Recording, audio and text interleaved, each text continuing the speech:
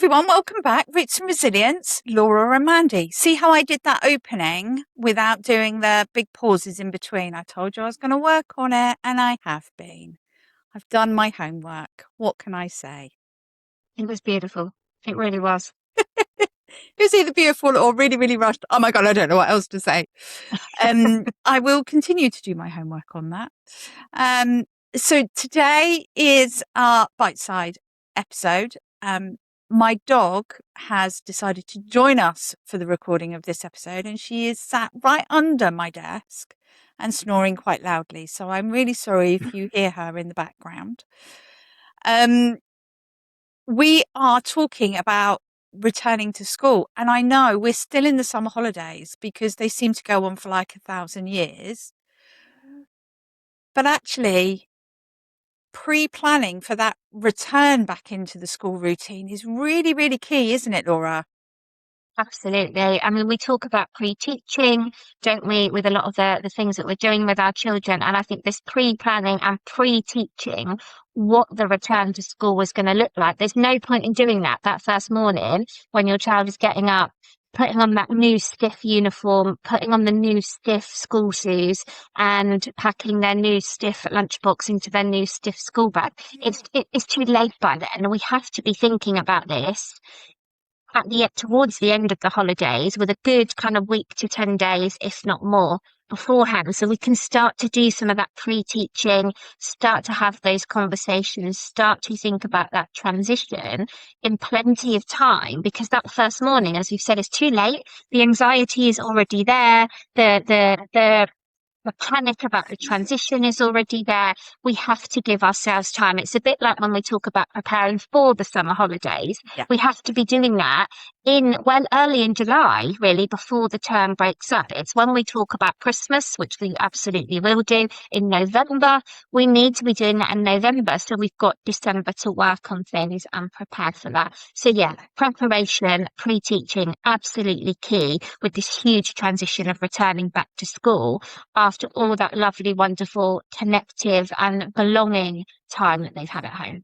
Yeah, absolutely. And doing that pre-teaching, you're not diminishing any time that you've got together at the summer holidays. And let's be honest, by the time you're listening to this, you'll probably be like, I'm so over the summer holidays. I just want the school back to get that routine back. I just want a little bit of time to myself. If you're in any place like I am in, it is actually getting our children ready for that big transition. I was told ages ago that you can form a habit within 2 weeks, and it takes 6 weeks to undo a habit.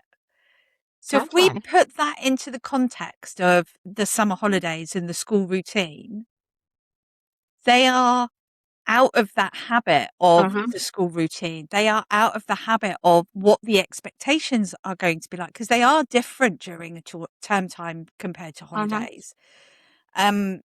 We have to re-educate our children, no matter what age they are, as to what that the school return is going to look like. And actually, Yeah. we have to prepare as adults what that's going to look like. And we're going to do another bite size closer to the end of the holidays about how we as parents can recover from the summer holidays. So don't panic. We're not leaving you Yes. in the lurch, so to speak. But today, yeah, we just want to focus on our top 5 tips of how we can get that return to school as smooth as we possibly can. There's going to be bumps in the road. We know that, but we're going to try and make it as smooth as we can. So our top tip number 1, Laura, remember that transitions can feel unsafe. It's such a key bit, isn't it? Transitions, change, shifts in expectations, adults, atmosphere, all the other stuff bubbling around. It's such a shift. And I guess before we were talking about the transition from having the daily school routine and those people and spaces to them being at home, now we've got to shift back. And as much as it might have been hard to come out of one, it's just as hard to go back into it. Because, like you said, we've had this 6 week gap where we've developed different habits, different expectations, we've socialized with different people, been in different spaces. There's an element of freedom that comes with the school holidays, even when, as therapeutic parents, we stick with our routines and boundaries. And then I guess to a degree, some of that freedom is lost because now we're in maybe the same class or at least the same school with a Mhm. bunch of adults that are all quite samey, bunch of kids that are all samey. The rules are pretty much consistent and firm. And actually going back to that from the freedom is a transition in itself. I always think of transitions as being micro. The middle word I can never remember. Is it meso and then macro? And I think you've got your micro transitions where you might move from the lounge to the kitchen for dinner. You've Mm. got your middle ones where perhaps you might be out for the day and you've got to get used to that. And then you've got your bigger ones where, you move house or you move school or something else shifts within the family. But for me, this sort of sits between a middle and a larger transition because you might be going back to the same school, or equally, you might have children who are moving from primary to secondary this year, or Yep. perhaps they're just changing school because it's a better fit. Hopefully, she says, touching the wood on her desk, for all of you. But there is a transition here. It's a much bigger one than perhaps sometimes we evaluate it to be. And I think we have to recognize the impact on that. Everybody struggles with change to a degree, Mm. sometimes more than others. But for our children who enjoy their predictability and consistency, it's so much bigger than we can possibly kind of assume it to be, really, isn't it? It is. And even if you're going back to the same school, the likelihood is you're going to have a different teacher. They're going to be in a different classroom. Mm-hmm, Um, or they're going to be in secondary school and they won't know their timetable until the day they mm-hmm, walk through the mm-hmm, door. So there is a lot of unknowns that we're also trying to factor into all of this. And if we think back to what I was just saying about habits, mm, our children's memory, as we have discussed previously, it does work differently to securely attached children's memory. They might not remember the layout of the school. They might not remember mm, the way to and from school. They might not mm-hmm. remember when break time is or what time they eat their lunch. So we have to try and gently remind them without causing huge anxieties, which is that fine line, isn't it, Laura, between telling them too early so they have lots and lots of time to build up their anxiety, Yeah. or telling them too close and then it just overwhelms them. Yeah, yeah. Timing is really is key. But I think, even if you're still figuring out where to pitch that with your child, we can drip feed certain things. So it might be things like, you know, talking about what kind of school shoes might be more comfortable, Yeah. talking about whether we need a bag or is the one from last year still comfortable and fit for purpose, talking about linking up with friends again and whether we'll be going for tea somewhere or whether they're going to have a play date or, if that's not suitable for your children, if they don't cope with that, just about being in the playground with them, starting to drop these names and these sort of images of these children back into conversation, I think is helpful. A really good response, which we have to change our thinking about, is Mm-hmm. rather than just saying, oh, you'll be fine. You went to that school Mm, before. You'll be fine. mm, You'll be fine. It's about changing that phrase to, mhm. I know change is really hard. We can get through this. I know you'll Yeah, be okay. And we can get through this together. We will be okay. yeah. It's Um, the we, isn't it? It's the we. it just They're not validates doing it in isolation. how Yeah, they feel, which hopefully will then reassure them, lower those anxieties, and then you can move forward from there, really. yeah. And it goes into point number two nicely, doesn't it? Because our top tip number two is you need to be preparing your child's nervous system, not just all the practical elements. Of course, we need that school bag packed. Of course, we need pens and pencils and highlighters and 11 billion rulers because we know they're all going to get snapped in the first week. Let's be honest. We need those nice shiny shoes. We need the nice crisp new uniform, or whatever else it is. Some of your children might not wear uniform even. We need to have all the practical bits done.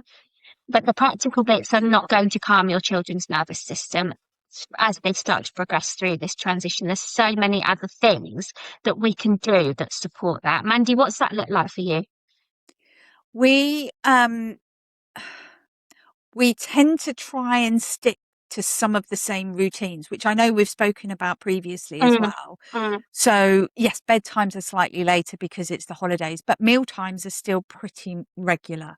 yeah. Um, I do that back to school light-hearted chat quite a lot. Like, Mm, do we need to think about getting you a new school bag, or do you think there's nothing wrong with the one I got you last year?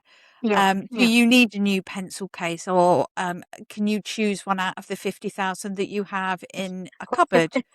Um, those little things. And I'm trying to keep the same school bag and keep the same pencil case, not because I'm tight, although some say I am, but Let's not go also there. because it's familiar. Hmm. It's what they Hmm. already know. It's what they're already used to. So keeping things as familiar as we possibly can with all of this external change happening that I have no control over whatsoever. Think about what you can control and what you can keep the same. Um, Reminding them about that time we wake up, time that we leave. And as we get closer to the end of the summer holidays, especially that last week before they go back to school, I will be saying, oh, this time tomorrow or this time next week, you'll be in class, or we'll have to get up early next week, remember? So what Nice. Yeah. we're sowing seeds, we're drip feeding. It's not a sudden change. They know that it's going to be happening. Yeah. I also, before my kids go back to school, we do the route to and from school a few times. Nice. Yeah. Quick bike ride or quick walk that way, just to refresh their memory of how they get there, how long it's going to Hmm. take. Hmm. Um, it, we're trying to stimulate those memories and bring those back to the forefront again to try and allow our child to not become really, really anxious about it. Yeah. Um, And especially if you have got a school change coming up. Last year, my two went from primary to secondary. And so we did a lot more of this is the route to school. We'd even go Hmm. to the Hmm. shops via the school so I could drive Right. down the road. So I could try and get it cemented in their minds, get that Hmm. muscle memory going. Yeah. Um, Yeah. and just talk about, um, if they are staying in the same school, you can talk about, remember what your form tutor's like, or Yeah. remember how the timetable's set up, remember what time you finish on certain days, or if they're in primary school, remember who else is going to be in the school. You had this teacher last year and you got on really well with her. She's still there, hopefully. Um, and you can get them to reflect on what went well themselves. So therefore, Hmm. that anxiety, they're actually lowering their own anxiety as they remember the good things, if Good you stuff. are able to do that. If you have Yeah. a child who maybe didn't have a positive ending to the year, or a Hmm. successful feeling about school, this could be a bit more tricky. And so it's about sitting with them with that feeling. We can't Yeah. stop our children from going to school. Everybody needs that to happen, but we can say that we know that they're going to find it hard, and show that empathy for them. Yeah. Definitely. Definitely. Definitely. We're just trying to create as much sort of emotional safety as possible, Yeah. aren't we? What, Mandy, I'm just thinking about tip number three, and expectations, I think, because we can do all this prep. We can start to think about the transition, and we can start to think about this emotional safety, what we're preparing for, alongside all the practical logistical stuff. But I think most parents listening now will know that they are going to expect some form of dysregulation, Hmm. at least in those early weeks, maybe even up to half term, when they get that other little break, that beautiful week in October. Um, And I think it's about managing our expectations. So tip number three is all about expecting that dysregulation after school, isn't it? Get it set in your head now that there is going to be an emotional fallout after school. And if you don't have it, great, bonus, brilliant for you guys. But I think expect it. Expect that this is going to happen because it is about that emotional release, isn't it? Holding it together for those 6, 7 hours and then letting rip at their safe person and safe space when they get home. Yeah, absolutely. Put it into your planning of that school day. So, Mm, like you said, even if it was for the first couple of weeks, excuse me, if you've got a child that finishes at 3 o'clock, plan to meet them with a snack and a drink. Let's yeah, be yeah, honest, nobody will have reminded them to have a snack or a drink throughout the day because schools yeah, don't do that. And we've yeah. been doing that throughout the summer, or I've been doing that with my children throughout the summer holidays. Um, so it is about having that prepared, ready for them. Taking them and planning for them to just spend 10, 15 minutes in the park on the way home, Hmm. actually Hmm. that can give them that space and that time where they can just burn off that excess nervous energy that they are going Yeah. to be holding. There's Um, something about the power of the park after school, isn't there? It's that rhythmic, repetitive movement. I'm sure we've talked about it before. Where going back and forth on the swing, it's rhythmic, it's repetitive, it brings down cortisol. The monkey bars, having to swing in a certain way, it's rhythmic, it's repetitive, it's easier for the brain to manage and again brings down that kind of stress hormone. yeah, Bouncing on the trampoline or the trampette that might be there. Quite often little parks have like the sunken one in the ground, don't they? Things like that. Even just whizzing up and down the slide, this stepping motion of going up the steps and then the whiz down, all of these things. There is I call them power parks for some of the kids that I've worked with. Let's go to the power park yeah. and regain your powers back. Yeah. Use the power of the equipment to get back your power. Yeah, And, love and that. and if you have a child who can skip, skipping is really, really it's Mm, fantastic mm, exercise, but it's also very rhythmical. If it's going to stress them out and they're going to trip over the rope and then have a massive meltdown, don't take the skipping rope. Um, yeah, it's about knowing your child, but anything rhythmic, I think, is really, really good. And outside in the fresh air, by the looks of this summer, I think we're going to be quite warm for quite some time. So it may still be quite warm when we go back in September. yeah, Um, Allow them to have that little bit of freedom and book that in. But I would also, um, just because I don't think we parents have enough to do, I would also book something for the first weekend after they've gone back to school, that's fun, that they can look forward to, that will yeah. be a family activity that you can reconnect. I'm not saying you need to go and pay a fortune to go to Legoland or a theme park or anything like that. It might be just I don't know, a walk along a nature trail in your local area, or going for a little Mhm. picnic somewhere, or um, doing something that is active, but also as part of a family. And that could really, really help reconnect everybody back together. Because some children, part of this dysregulation after school is the fact they think you've forgotten them. They Mm, think you've rejected them because you've yeah, sent them away from you.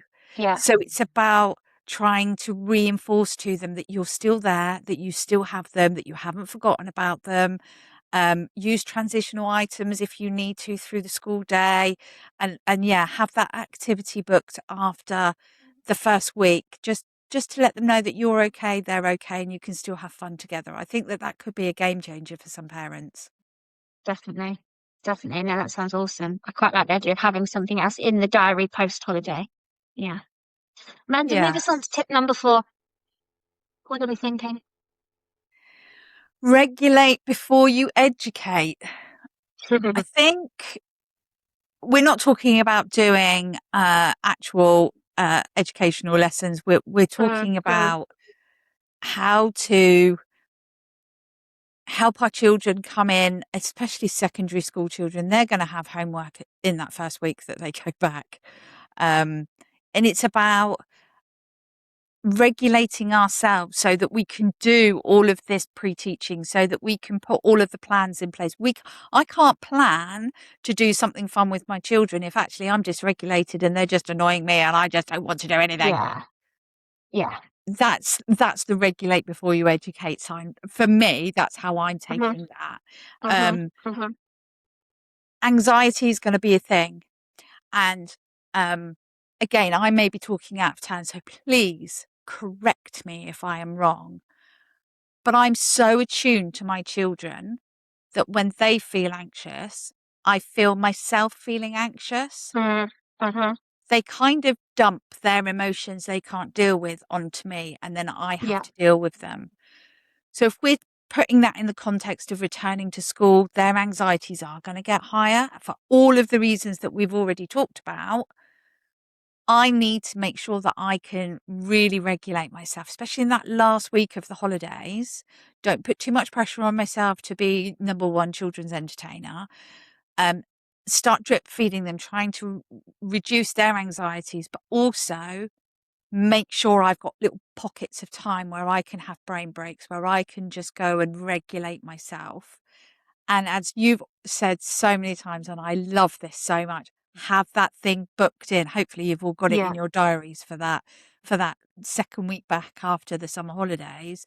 That is just about you. That is just about Mhm. doing something to help refill your cup, really. Yeah. Yeah. Absolutely. Absolutely.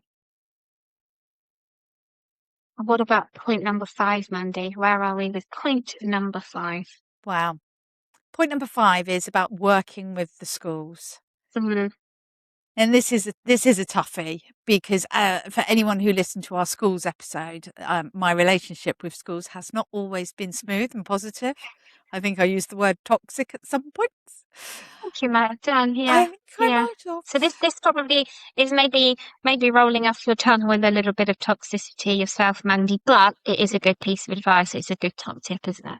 I think if you can start the new school year as fresh as you possibly can. Yeah. You Yeah. know, you might have a new class teacher, you might have a new designated teacher that you can call on, you might have a new Senko, you might have a brand new school, so you've got all of these new people involved. Um, if you can, share as much information about what works for your child based on your experience. Um, you can explain some trauma informed strategies of what works for you at home. Mhm. Then the school will probably say that they're not possible to put in a school setting, but at least you've done your bit and communicate with them. You know, Yeah. schools don't want children to fail, they just don't always have the skills and the knowledge to be able to support our children to the best of their ability. Mhm. I would suggest um, just checking in with the Senko team if you've got a child on the SEM register. Check in with your designated teacher if you have a looked after child or a previously looked after child, and just explain how the summer has been. You know, summer's been Yeah. quite good, Yeah. but I can see they're really anxious about coming into school. They've mentioned this to me, and then the school have got all the information to support your child as best as they possibly can. Yeah. We do ideally want to work in partnership with schools. Mhm. We don't want Mhm. it to be a them and us. No, Um, definitely. so Definitely. let's try and move forward with our best foot. Is that right? Something, yes, it goes something like that. Yeah. Yeah. And I think, and also a reminder, if you are feeling that the school are not listening or that they're not getting it, maybe that they're not listening, but they're not understanding what you're saying. Maybe they've not been trauma informed enough themselves. Maybe they're not purposely not getting it, but they just don't have the information. Reach out to us. We're more than happy to support them with any training, with resources around that, to do some evening sessions or twilight sessions, as the school calls it, some inset day work, or just a general chit chat. You know, we're happy to arrange kind of sessions like that. So if we can help with that at all, then please let us know, because knowledge is power. And when Absolutely. everybody works together, that power is really quite something. And this is all about your children, and that's where we should all be. Yeah, we definitely have experience of supporting schools to be more trauma informed and trauma aware. Hmm. But also we can support you as parents as well. Yeah, yeah. Do you need a framework on an email of how you can share this information? Reach Hmm. out. We can put that together for you. That's not a problem at all. And if you do need more individual support, then the Centre of Excellence in Child Trauma, the COECT, that's what we do. Yeah, Both Laura and I have done work for them before, as well as our own individual work. So you're not on your own. It is going to be a bit of a wobbly time going back into school. Any behaviour you see from your child, it's not personal. It's not yeah. aimed at you. It's just, again, behaviour is communication. They're telling you Hmm. how they are feeling about this Yeah, change. yeah, Um, and just be there and reassure as much as you possibly can, I think. yeah. Definitely, definitely. Awesome, Mandy. Top five done. Ready What's for back to school. what's your takeaway? Oh, my takeaway, I think, is again that expecting the dysregulation. You know, you can do all of your prep, you can do all of the management, but don't expect it just to run smoothly. Expect the wobbly bits. If you're expecting them to come, they'll be much less of a shock. And you'll be more prepared for them. So expecting that dysregulation and I guess planning for that expectation as well. Have your snacks ready. Come armed with your snacks and your drinks, get that power park movement in and keeping those expectations low afterwards. Mm, And again, if that means partnering with school and saying for the first 6 weeks, as my child adjusts, they won't be doing any homework, or if they do, it's going to be minimal, that's the message you've got to give. yeah. Yeah, absolutely. What Absolutely. about you? As always, I just love your focus on something that I'm always really terrible at, which is looking after yourself so that you can then really be present and look after your children. Because Mm, you can't pour for an empty cup. Um, yep. I keep trying. I mean, I'm in it. But yeah, that looking after yourself, having your expectations, being prepared, and then having a little treat to pick you up afterwards, I think is such good advice. Definitely, Don't definitely. do your cleaning on the first day that the kids go back to school. Oh, Do no, something nice, you something like lovely. sit Yeah, and binge watch Netflix with chocolate absolutely. biscuits. Definitely. Sounds good. I'm going to put that in my diary, actually. To be fair. Mandy, another lovely top tip, another lovely bite size from today. Shall we love and leave our listeners and come back next week? Let's do that. As always, it's a joy and a pleasure. I do feel more grounded. I feel more prepared, ready for going back to school now. So thank you, Laura, um, Thank you. as always. And yeah, hopefully that's been of help to some of our listeners. And we'll catch up with you next week with our R&R exchange.